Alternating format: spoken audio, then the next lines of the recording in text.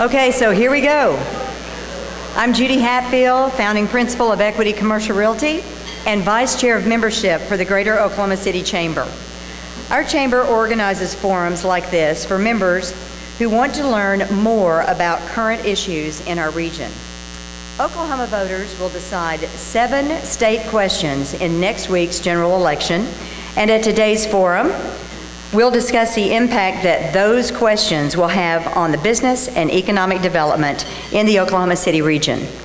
Before we get into that, I'd like to take a moment to recognize today's series signature event sponsor, Cox Business.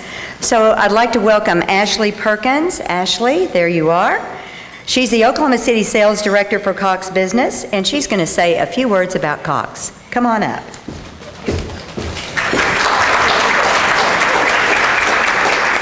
Thank you, and happy Halloween. Not to scare you all too much, but Cox Business is excited today to be sponsoring this great forum. We'd love to be a part of what's going on in Oklahoma City and in Oklahoma, in this case, in general. So great to hear from our esteemed speakers today and panel. Also, just wanted to let you know that we are launching Cox Business Security this week. So this is really a treat for you as opposed to a trick. Right? Cox Business Security will provide detection and video monitoring for your business, much like our Home Life product does for your home. We will be launching that this week, and right here in front of me, but in front of you as well, is my Cox Business Security sales team. So if you would raise your hand, and there we go. So these gentlemen are all here to be able to answer any questions that you might have about our new product and our new offering. I'm really excited to be able to bring it to the business community. So enjoy the information today, eat up, eat your lunch, and thank you for letting us sponsor the program today. Thank you, Ashley. Thank you very much, Ashley, and we'd like to recognize our other great sponsors. They include our series corporate sponsors, which are ADG Inc. and Guernsey, and our host sponsor, where we are today, the Skirvin Hilton.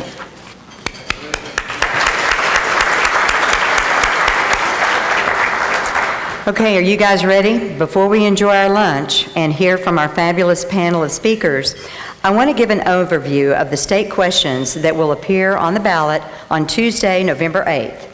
The Chamber has taken a position on 4 of these.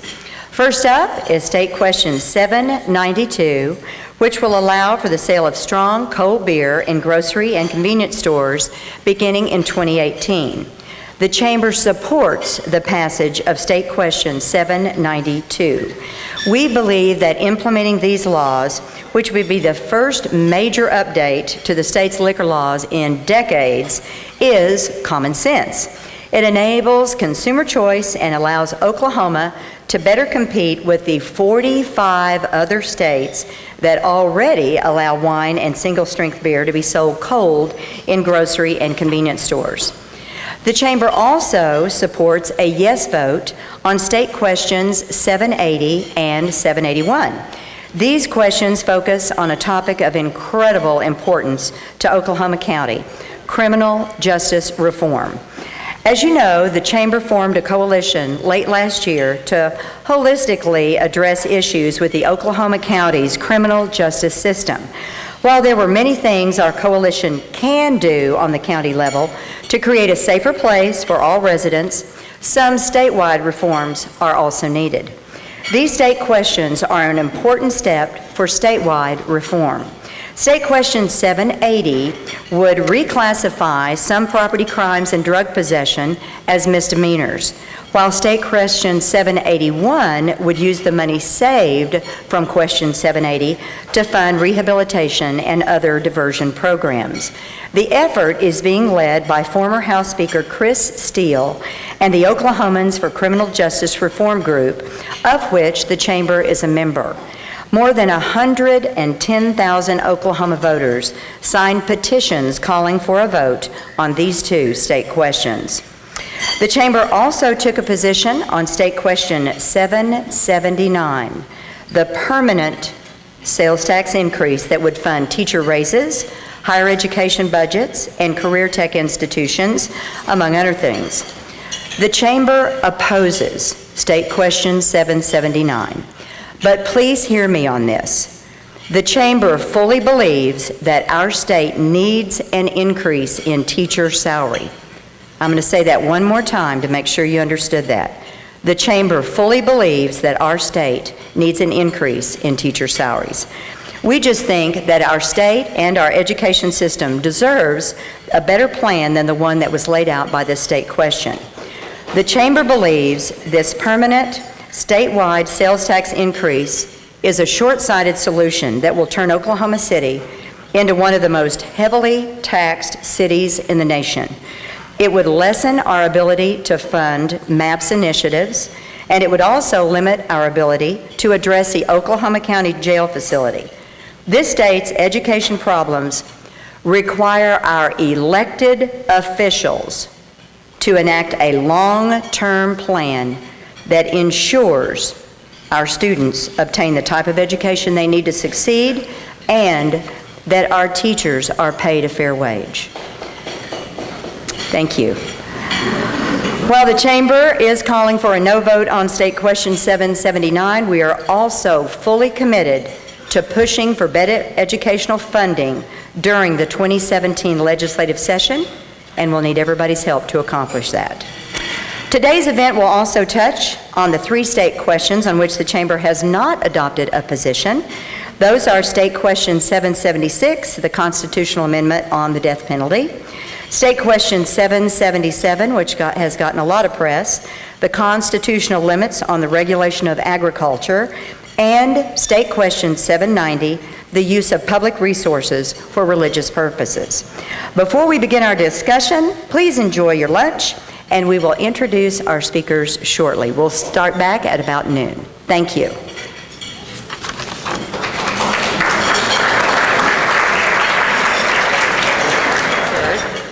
At this time, I would like to introduce our amazing panel of speakers. Thank you. Our first panelist is Senator Stephanie Bice. Senator Bice was elected to the Oklahoma State Senate in 2014. She is a shining star and represents District 22, which is comprised of northern Oklahoma County and eastern Canadian County, including parts of Edmond, Deer Creek, Piedmont, and Yukon. You can just sit with me. Our next panelist is City Manager James D. Couch. Jim was appointed City Manager of the City of Oklahoma City on November 9th of 2000. He serves as the Chief Administrative Officer of the city, responsible for the management and day-to-day operation of all of our city government. Couch also serves as General Manager of the Oklahoma City Metropolitan Area School Trust. Next up is Pat McFerron. Pat is founding partner with CMA Strategies, Inc. In addition to his duties with CMA, he's president of Cole, Hargrave, Snodgrass, and Associates. He's responsible for survey design and analysis for political and commercial campaigns, having implemented and overseen projects in more than 40 states. We're glad he's in Oklahoma. Our final panelist is Kris Steele. Mr. Steele is Executive Director of TEEM, which stands for the Education and Employment Ministry. It's a nonprofit dedicated to breaking the cycle of poverty and incarceration in Oklahoma. Prior to joining TEEM, Kris served as state representative from 2000 to 2012 and Speaker of the Oklahoma House of Representatives for the 53rd Legislature. During his tenure in office, he led the charge on a number of reforms in the areas of health care, human services, and criminal justice. Thanks to all of you for joining us today.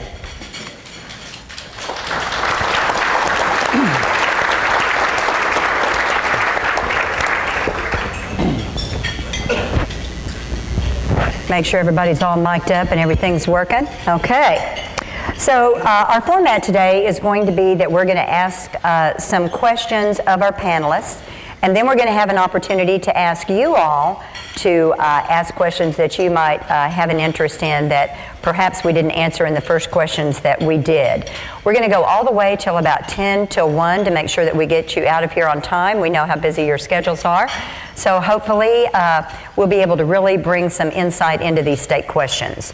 Let's start with Senator Bice. Other than allowing wine and single-strength beer to be sold cold in grocery and convenience stores, what other changes would State Question 792 bring to Oklahoma's liquor laws? I think there are a couple of exciting changes that are being brought with 792, one of which has been asked for many years by Oklahomans, and that is wine shipment into Oklahoma. We are unfortunately, some of those wine laws are written into the Constitution, and that prevents us from having it shipped in, so that's one significant change. We're increasing the number of licenses a liquor store owner can have, doubling that actually. We will allow for refrigeration of products in liquor stores, so they can refrigerate beer, wine, and champagne in the liquor stores as well. And we'll also allow for the sale of other items in liquor stores, so mixers, ice, corkscrews, that sort of thing. Now, it's interesting that you just said that, because one criticism of this law is that it could hurt locally owned liquor stores. How would you respond to that? And are there ways that this measure helps locally owned businesses? Yeah, I think that this law will help liquor store owners, and here's my perspective.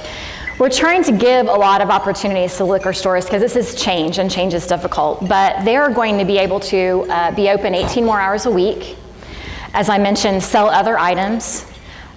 They will be able to refrigerate, and they're also going to be able to sell products that they haven't been able to sell before. Not only the wine the corkscrews and mixers I mentioned, but also the beer that they currently don't have the ability to sell that is being sold in convenience and grocery stores. So what I would consider your standard beer, Bud, Coors, Miller Lite, that's a pretty significant amount of product that's sold in the state. 80% roughly of all beer sold in Oklahoma is actually that low point beer variety. So they're going to be able to pick up market share of that as well as all of the other things, which I think can be a huge impact positively on their businesses. Thank you. Let's go to Jim Couch. Jim, how would the permanent sales tax increase of State Question 779 impact Oklahoma City's ability to fund its core services, and what about MAP's future initiatives? Right. I think it will be a great challenge for us in the future. I think one of the things we need to make sure we understand, outside of the fact, is we're not against education. We're for education, and we believe that the teachers need adjustments. But the fact of the matter is that Oklahoma is set up very uniquely. The cities in Oklahoma only get money for operations through sales tax, no other source. The counties get property tax and a potential sales tax. The schools get property tax for operation. The state's primarily funded upon gross receipts tax, corporate income tax, and sales tax. And let's remember that the cities' sales tax ranges whatever they've set that amount at, generally between 2.5% and 4%. The state is already at 5.5% sales tax, or 4.5%, which would raise us to 5.5% sales tax. And so this is the city's only method of funding is through sales tax. And if a penny percent raise goes in, the average sales tax in the state of Oklahoma would be over 10%. It would be the highest sales tax rate in the country.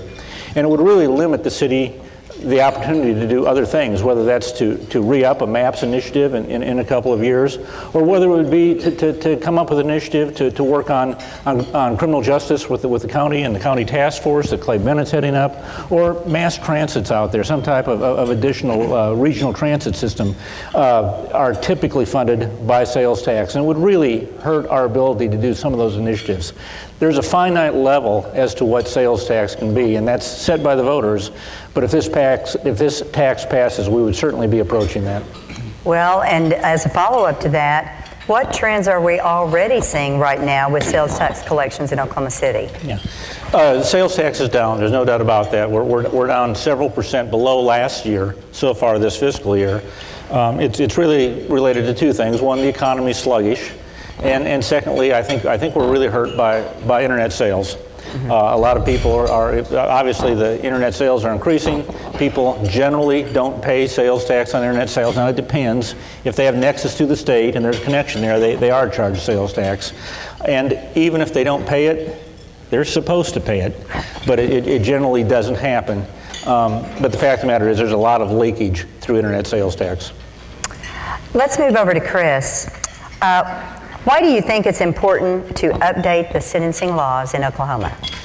Well, thank you for the question, and thank you for the opportunity to discuss this issue. The reality is, if you're not familiar, Oklahoma has the highest incarceration rates when it comes to female offenders in the entire nation. So we incarcerate female offenders at over twice the national average per capita. No other state's even close to the number of women that we incarcerate, and we have the second highest male incarceration rate. And then on top of that, the U.S. Sentencing Commission just recently released a report that indicated that Oklahoma incarcerates African Americans at the highest percentage per capita of any state in the nation. And the reality is, and the reason we need to update our sentencing guidelines is because we have to be able to differentiate between the low-level offender who can be better served for less money in the community through treatment and supervision versus the individual who poses a legitimate danger to society or threat to public safety and should be incarcerated. Historically, we have not made investments in treatment and mental health care, and the only option for individuals who break the law has been imprisonment. And when it comes to issues of addiction or mental illness, simply warehousing a person without any sort of treatment is not very effective in modifying the behavior. The reality is that we're incarcerating more people than we ever have in the history of our state, spending more for incarceration, and yet our crime rate continues to increase, and it's because we are not addressing the root cause behind the behavior. We're not adequately addressing addiction and or mental illness. Well, you know, as we think about that and look at these reforms, how would you respond to the idea that these are soft on crime? Well, the reality is they're smart on crime. We could be just as tough for individuals who truly pose a danger to society and need to be incarcerated, but twice as smart when it comes to low-level offenses. And the reality is we're talking about reclassifying, not legalizing, not decriminalizing, but reclassifying individuals' offenses that impact individuals who battle addiction or mental illness. These crimes, the reforms do not apply to drug manufacturing. That remains a felony conviction. Drug distribution remains a felony conviction. Even possession with intent to distribute, that remains a felony conviction. We're talking about reclassifying from felony to misdemeanor simple possession, the individual who's caught with small amounts to feed a personal habit. We know ultimately that by removing the felony conviction for that individual, we not only give him or her an opportunity to go on and reach their full potential in life by avoiding the scarlet letter of a felony conviction, but we also make better use of our state's resources by investing in treatment and mental health care in the community. It's much more affordable and produces better outcomes, and ultimately it frees up space and resources in our prison system for individuals who are truly dangerous. Well, and knowing right now that we're overcrowded everywhere, I mean, certainly that sounds like a smart approach. Jim, let's go back to you and ask, I know that Oklahoma City leaders have expressed concern about 779, but what about the rest of the state, and are mayors and county commissioners statewide concerned about this? I think everybody would probably like to hear about some other mayors and other cities with whom you've spoken. Sure. Well, first of all, last week, Mayor Cornett and Mayor Bartlett from Tulsa did have a joint release coming out against 779. The Oklahoma Municipal League, which does represent the cities in Oklahoma, have come out very strongly against 779, and a lot of mayors across the state have come out individually against 779.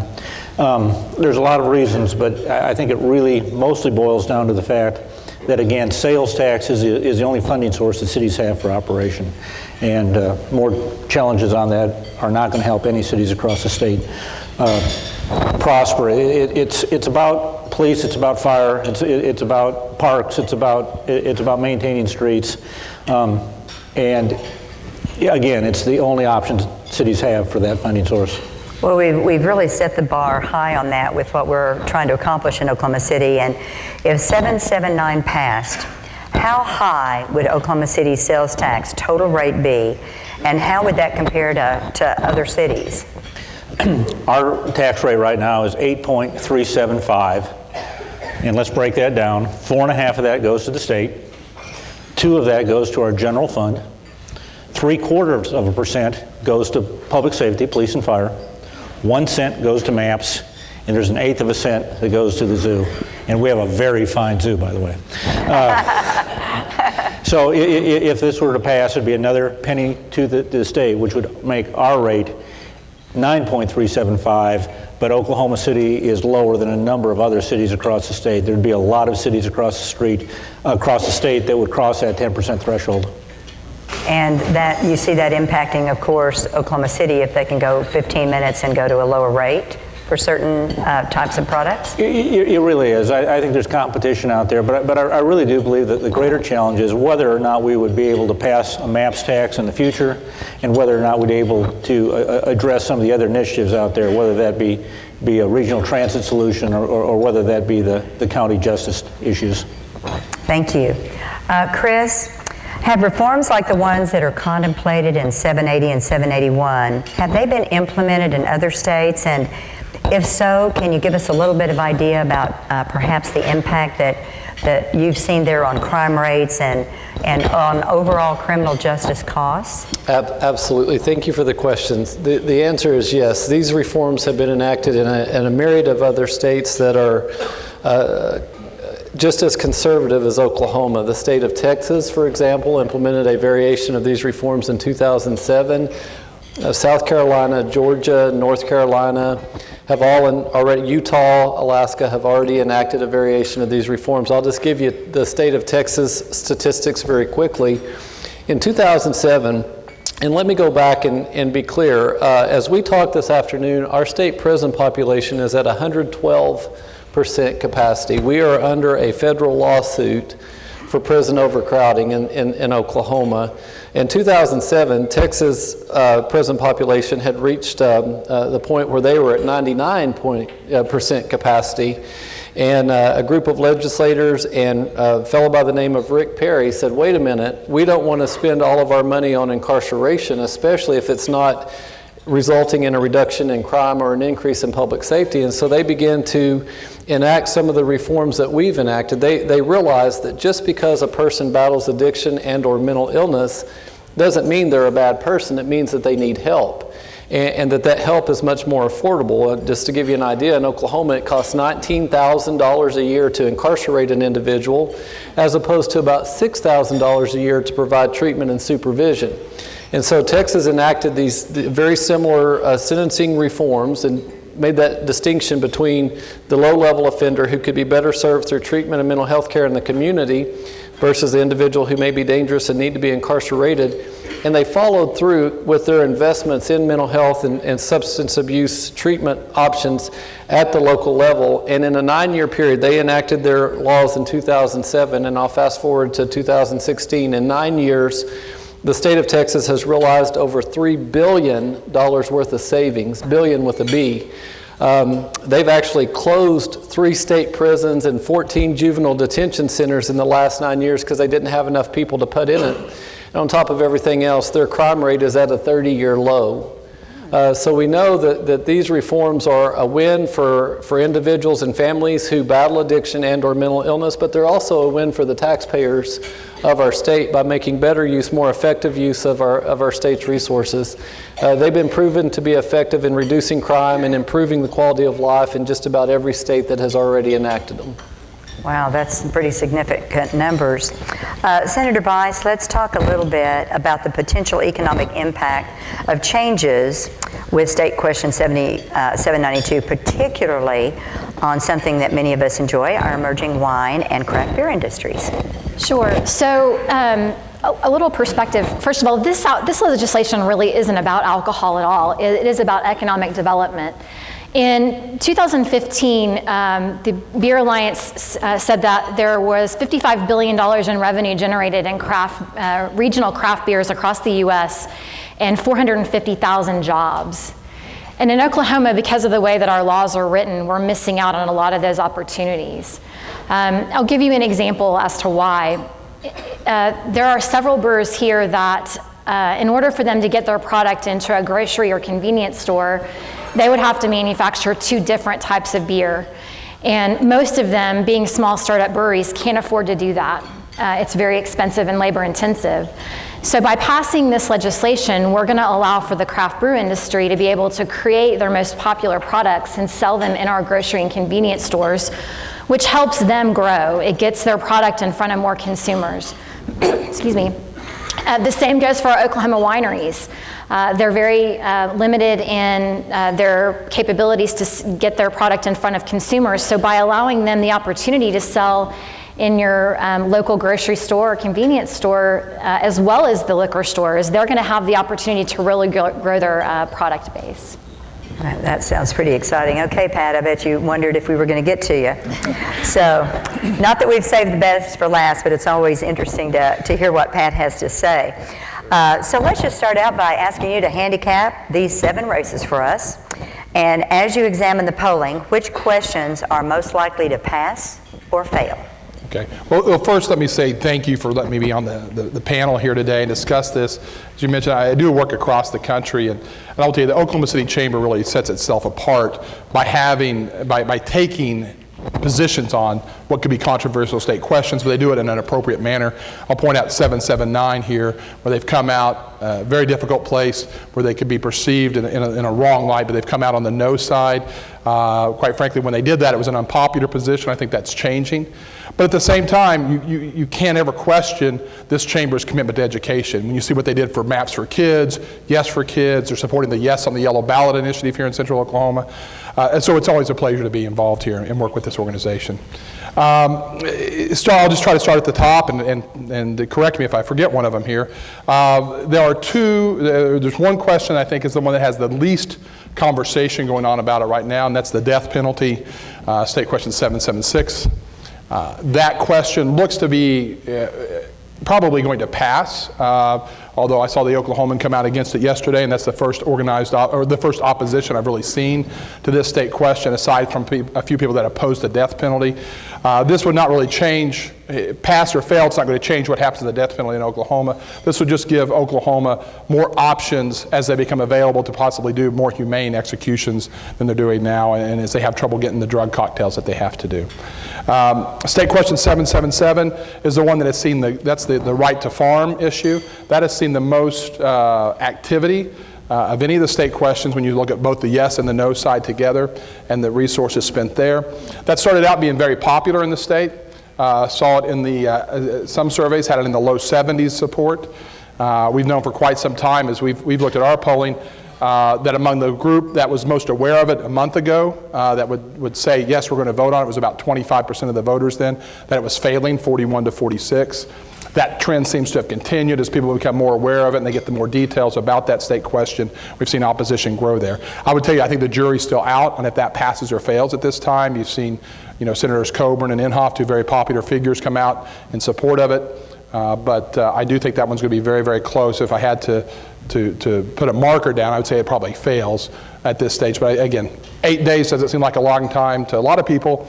But especially if you're watching the presidential race, it probably seems like a long time from here on out. But Barry Switzer came out against it. Switzer did come out against it, and that does carry weight. So it at least makes you listen to the message when you do that. We've talked some about 779 here. That is another question that, 6 months ago, I would have said I thought there was just a 1 in 5, 1 in 6 chance that it failed. 2 weeks ago, I was telling people it would be a 1 in 3 chance. I would tell you, I think that's probably 60-40 pass versus fail now. I have seen movement in the no direction of about 10 points in the last week. And what that it really tells you, I think, about any of these state questions, funded, organized opposition can really move numbers very quickly. And that'll apply to any city initiatives you're involved in, any county initiatives, anything like that. It really is, these campaigns start out, your yes vote starts at a high level, and the entire goal of the campaign going through should be to cling on to that. And I see a lot of movement happening on 779. 780 and 781, I'll talk about them in tandem, which are the ones that Kris is here promoting. I think those questions have perhaps the most unique coalition of any of the state questions, where you have the most conservative elements of the state and what we consider the most progressive elements of the state have come together and united for these measures. And so that makes it a little bit more difficult for an opposition structure to dig into that, because they can't find that natural base from which to grow, in contrast to 779, where tapping into that anti-tax sentiment that exists gives you a base originally, and then with that you can tap into those who oppose the regressive nature of a sales tax. Looking at 790, which is the other one I don't think we've talked as much about. That is about the 10 Commandments, is how I think it's commonly referred to. I think it's actually a much more complex, difficult question than that. I will tell you, I think the ballot wording on this one is very confusing. I was speaking to a group of Oklahomans, and I actually took time to read the ballot title to them. I then asked roughly 100 people in the room, asked them to raise your hand if you think voting yes lets you display the 10 Commandments.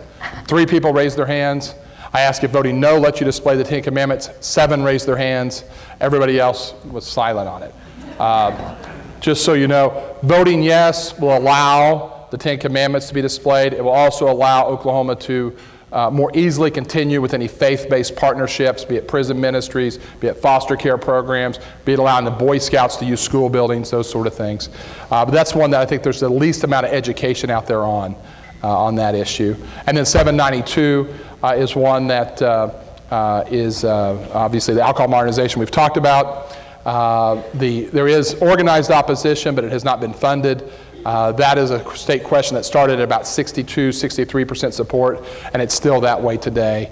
And I really think once you got the coalition together and got something through the legislature, I think the die, I hate, knock on wood anywhere, but I think that's the one that's probably the most sure winner of all the ones that we've discussed.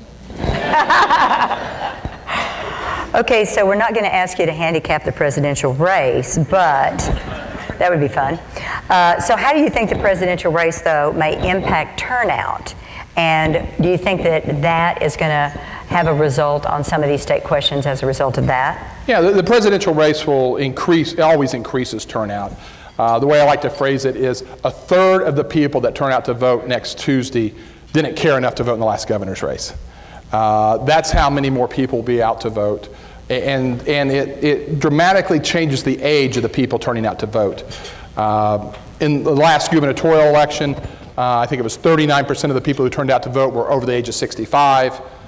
We expect that percentage of senior citizens to drop into the mid to high 20s during this election, because those under 45 come out in droves and they tend to stay home in other elections. That's why it's, and full disclosure, I am working on 792. It's why it is on the presidential ballot. It's why we made this effort this year to get that done, because we wanted that higher turnout, because we knew that the mass voters really supported it.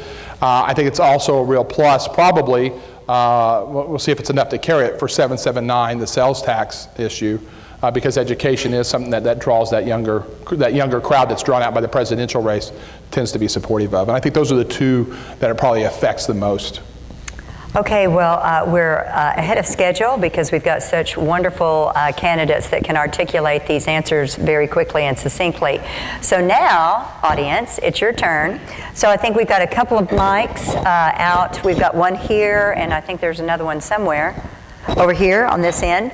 Okay, so what we're going to do now is we're going to ask for people to raise your hand if you have a question, and then we will address that with whatever panelist you would like to answer that, and please don't be bashful. Okay, Jane, I saw your hand first. Oh, Jane Jenkins, yeah. But you'll be second. Okay. Pat, do you think if 790 passes that there would be constitutional, does that violate any kind of federal law, or has it been written that way to where it's ambiguous of the separation between church and state? No, 790, to go back on it, and I'll give you my explanation, my understanding. I'm not an expert on this, but 790 will repeal what's known as the Blaine Amendment. It's an amendment that about 30 states have, 20 of them do not have it.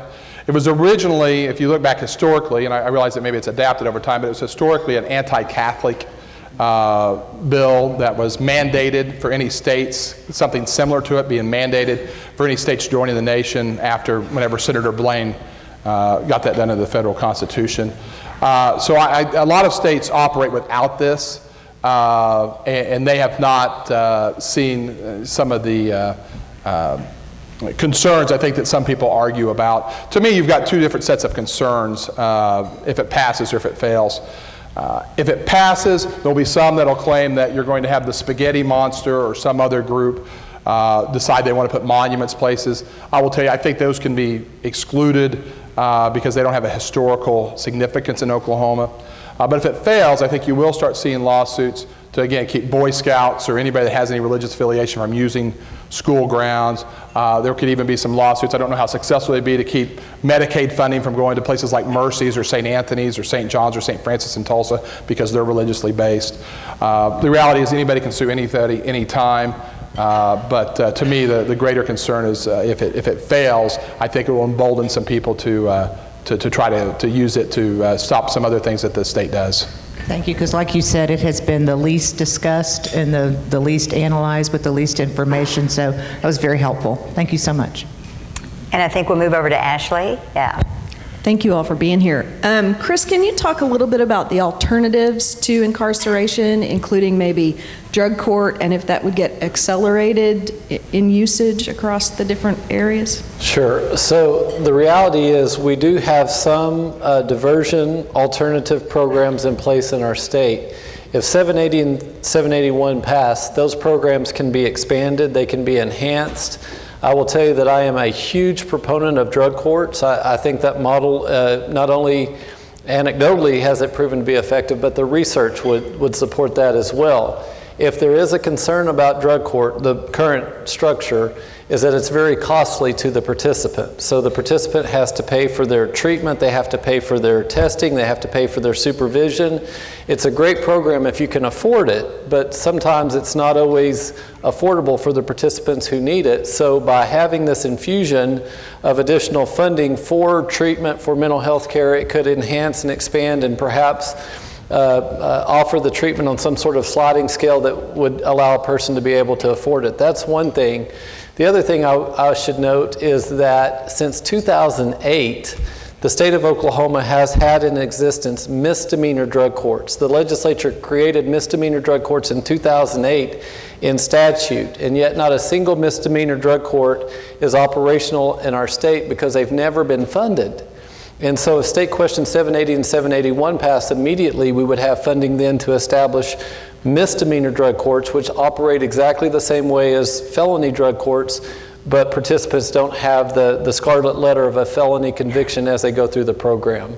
So it would absolutely enhance and expand programs not only like drug court and veterans court and mental health court, but also programs like Remerge and Women in Recovery that have proven to be wildly successful for individuals who battle addiction and or mental illness. Very good. Kris, would you follow that up and also share with our audience some statistics on mental health in our state? I think that our audience might be surprised by some of those numbers, if you would. Sure. So if you consider the number of individuals who are in Oklahoma prisons, at least 60%, according to the Department of Corrections, battle some sort of drug misuse or addiction, and 1 in 3 battle a mental illness. 1 in 3 prisoners in Oklahoma have some history of mental illness that again is being unaddressed. The treatment is not there. The reality is, with our prisons at 112% capacity, even though we have increased our appropriation to the Department of Corrections, it's not nearly enough to provide adequate levels of treatment and mental health. And then on top of that, when you lump a nonviolent offender or a low-level offender in with murderers and rapists and people who are hardened criminals, when that person transitions out, they often transition back into our community at a greater risk to public safety than even before they were incarcerated, because they're still battling the core issue of addiction and or mental illness because it's never been treated. But they've picked up a lot of antisocial behavior on top of everything by being in this very hostile environment. And then to make matters extremely worse, they come out with this felony conviction that in essence acts as a source of banishment. If you're a convicted felon, you're automatically excluded from most employment opportunities and most housing opportunities. You're excluded from assistance for housing. In today's society, most people won't even rent to a person who's a convicted felon. So we know that if we can help a person who is battling addiction or mental illness early on, address that core issue, fewer crimes will be committed moving forward, because the issue that's leading to the criminogenic behavior has been resolved. Kris, thank you for sharing that. Other questions?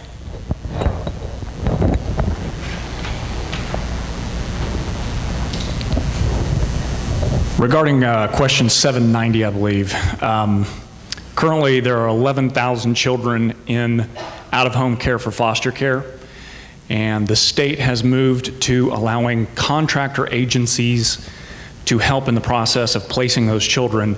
Many of those contractor or subcontractor agencies are faith-based organizations. So how does this question affect foster care? If you want to protect something like that, you will want to vote yes on State Question 790, and then there is no question. If State Question 790 fails, I can't say that those programs will go away, but they would be more susceptible to a lawsuit, to an effort to stop those from happening. So yes, if you want to protect those relationships that Oklahoma has with the faith-based community and allowing the faith-based community to compete for these opportunities and provide those services, then a yes vote is what you would want to do. Great, thank you. Could I just you want to comment follow up? very quickly? You raise a great point, and I want to go back and just reiterate, if you're not familiar, Oklahoma also has the highest number of grandparents raising grandchildren of any state in the nation. It's directly related to the issue of mass incarceration. And to speak to your point, when you look at the number of kiddos who are in foster care and how those numbers continue to increase, it's also directly related to the number of parents that we incarcerate in our state. Good question. Other questions? Oh, we've got over on here we go. That's okay, We've got the thank mic. you. Mark Nelson, I'm the Vice President of the Oklahoma Fraternal Order of Police and the Oklahoma City Fraternal Order of Police. I'd like to say thank you to Mr. Steele for trying to tackle some tough problems or find solutions that our state has as it relates to this. But specifically the question I have is, since the reforms will, whether it's an individual's first, second, third, fifth, or 10th time of being arrested with PCP or heroin or the date rape drug or hypnol or ecstasy, any of those things, since it will always be a misdemeanor, how do you think that affects public safety? And then where does the motivation to come from for this individual to attempt drug court that is not currently there now? Great question. Let me be very clear to state that addiction is addiction is addiction. And what will differ upon conviction is the level of treatment based on the drug that the individual may be utilizing and or the depth of the addiction. So what we know is that treatment, appropriate levels of treatment, coupled with a swift, certain, and sure sanction model, meaning that if a person is non-compliant with their treatment program, they can be sentenced to a weekend in jail, maybe every weekend for a month in jail. You want to have a sanction there, but one that would not disrupt them from the stability of continuing their treatment or their employment or whatever it may be. That model is much more effective in modifying the behavior of an addict or a person who suffers mental illness in extended periods of incarceration. That's one thing. And then in addition to the issue of public safety, Again, states that have already implemented these reforms by addressing what's causing the antisocial behavior, by addressing what's causing the person to engage in simple property crimes or what have you, have actually seen a reduction in their crime rates because they've addressed what's causing the behavior and not just been reactive to the behavior itself. Other questions? Any other questions? Okay, well, Jim, I'll ask you one. What can you share with us about any discussions that you've already had with county commissioners about Plan B in the event that the sales tax passes? Well, I don't think we've had any discussions at this point in time. I do know that we know that it's going to be difficult as we go forward. I think one of the things we should point out on 779 is where is the money going? It's a 1% sales tax increase. Less than half of it is actually going to the $5,000 needed for teachers' raises. We're not against raises for teachers. That's an important component of it. But there's other components that are going forward with it. There's no reforms in 779. We're not changing the education. There's no consolidation. We're not cutting down on the number of school districts that are out there. But it isn't just money for Common Ed. It's also going for money for higher ed and also for career tax. And I'm sure that higher ed could do more with more money. I don't think there's any doubt about that. But that isn't what this is about. It's driven by Common Ed and more money to Common Ed teachers, and the higher ed is being dragged along. There's also money going to career tax, and God bless career tax, they do a great job, but I haven't heard anybody say that we really need to get a lot more money into career tax. But again, 779 does provide additional money for career tax as we go forward. And one of the other things, and this probably isn't important to a lot of people, but it's a constitutional change as we go forward, and it will be earmarking more money for the state legislature. And when Senator Bice goes back, actually, if this passes, over half of the funds, general funds to the state of Oklahoma, will be earmarked, and gives the state legislature even less authority to deal with issues as they come down the line. Thank you, Jim. As you kind of gave us a really good wrap on that, I'm going to ask Senator Bice if you would like to do the same thing with things that have kind of gone through your mind since you started, of anything else that you might want to share with the audience relative to your position. 792 is a pretty large change for Oklahoma. As was mentioned earlier, there's only been really two alcohol pieces of legislation that have been passed in the state. 1959 was the repeal of prohibition, and in the 80s, the liquor by the drink law. So I realize that this is a pretty significant change, but I also want everyone to know that we really tried to make some responsible reforms too. Minor access has always been a concern. I'm a mother of two daughters, one that's in high school, and I want to make sure that we are not giving more access to youth. What was fascinating to me when I started researching the topic a year and a half ago is liquor stores are under the purview of ABLE, but grocery stores and convenience stores are not. Now think about that for a minute. They're selling beer, they're selling alcohol, but they are not under the purview of the Alcohol Beverage Commission. So with the passage of 792, that will actually become the law, and that will allow for licensing of grocery stores and convenience stores under ABLE. It will allow for an increase in the age, clerk age. Currently a 16-year-old can sell beer in convenience and grocery stores. So that'll increase to 18, and that individual will have to be licensed and they'll have to be trained. And that gives us the ability to revoke the license of someone that sells to an underage individual. And we feel like that's a really responsible way to move forward when you're looking to put beer and wine in grocery and convenience stores across Oklahoma. This is a big change, but it's one that's really necessary, and I think Oklahomans are ready for. Senator Bice, that was really good information that it impacts all of our families, and I think that we're very appreciative of you having done the research that you've done. So Kris, we're going to roll down to the end down there and give you one other shot to kind of just talk about some things maybe that are heavy on your heart that you want to share with your two state questions. Sure. So I think it's important to note that the difference between 780 and 781 and every other question that's on the ballot this year is that 780 and 781 are statutory changes. They are not constitutional amendments. And what that means is that the legislature can modify, they can tweak, they can build upon, they can improve. If we have forgotten something, or if we get into this and we realize that we need to make more investments to one area of treatment or mental health care, that absolutely can be done statutorily through the normal legislative process. I see Speaker Hickman is in the audience today, and Speaker Hickman, I want to call your name because come November the 9th, nobody will remember who you are. Trust me, I understand that right now. They forget pretty quickly. So enjoy it while you can, I just want to say. But the legislature actually took some steps forward this past legislative session, some really positive steps. And the reality is there is no silver bullet in ultimately fixing our criminal justice system. The reality is we didn't get to be number one in incarceration rates overnight, and we're not going to get out of it overnight.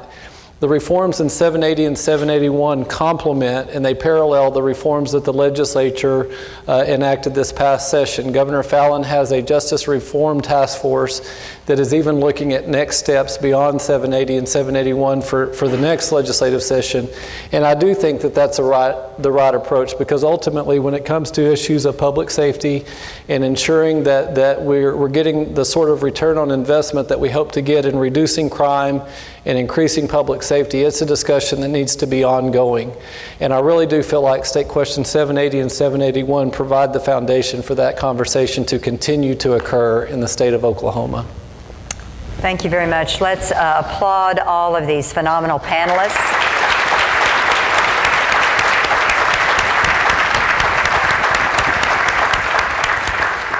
I want to thank all of you all for your participation and this great discussion that we've had the opportunity to enjoy today.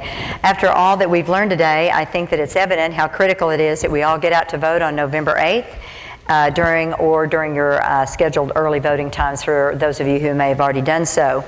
If you have questions about your polling location or exactly what appears on the ballot and can understand what it says, visit the Oklahoma State Election Board's website, which is really easy, ok.gov/elections, and use their online voter tool to make sure that you guys are prepared for Election Day. But I do believe these panelists really helped us get prepared in a lot of different areas so that we can vote strategically for our state. So once again, I'd like to thank our signature sponsor, Cox Business. Thank you so much for all that you do. Our series corporate sponsors, ADG Inc. and Guernsey, who are always there when we need them, and our host sponsor today for this delightful venue, the Skirvin Hilton. So don't forget to grab your informative packets. I think they were on each of your chairs as you came in. There's some great information there to not only read but share with family members or employees. We want to thank you again, and our meeting is adjourned.